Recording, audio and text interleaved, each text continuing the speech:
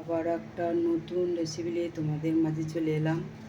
তো দেখতে পাচ্ছ এখানে আমার তেল গরম হয়েছে, শুকনো লঙ্কা দিয়ে দিলাম, তেলটা দিতে গেছে। আর এতে কিন্তু আলু করলা কাটা রয়েছে, এটা তো এদিকে আছে। দেখতে পাচ্ছ তেল গরম হয়ে গেছে। আর এটাকে ফুলকপি আলু কাটা আছে, ফুলকপিটা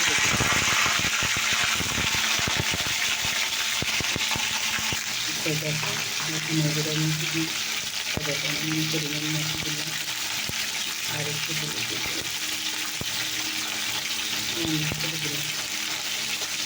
এখানে সামনে একটু এবং নাড়াটা। তো দেখো ফুলকপি ভাজা হয়ে গেছে, এদিকে আলুটা আছে, আলুটা দেখো আলুটা শুধু ভাজা হয়ে গেছে। এদিকে এটা এখন হচ্ছে। আর এখানে দেখো এখন তেল রয়েছে। তো দেখো এখানে তেল দেওয়া হয়েছে, শুকনো লঙ্কা, পাঁচফোড়ন আর তেজপাতা দেওয়া আছে। দেখো হয়ে গেলে এখানে যেটা আদা রসুন ঘষা আছে,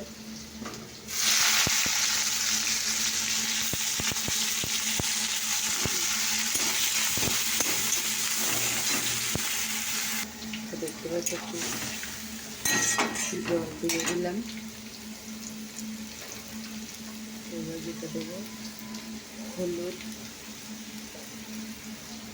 নুন, পরিমাণ মতো নুন যে যেমন খাবে, আর একটু জিরে গুঁড়ো, একটু লঙ্কা গুঁড়ো। এবার এটাকে মশলা কষতে হবে।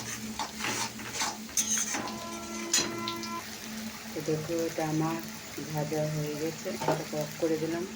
আর তবে এখানে মশলা কষা হচ্ছে।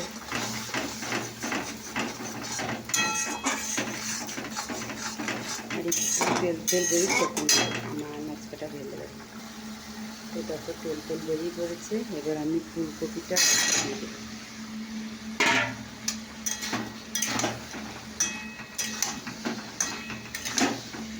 সুন্দর কালার এসেছে। দেখো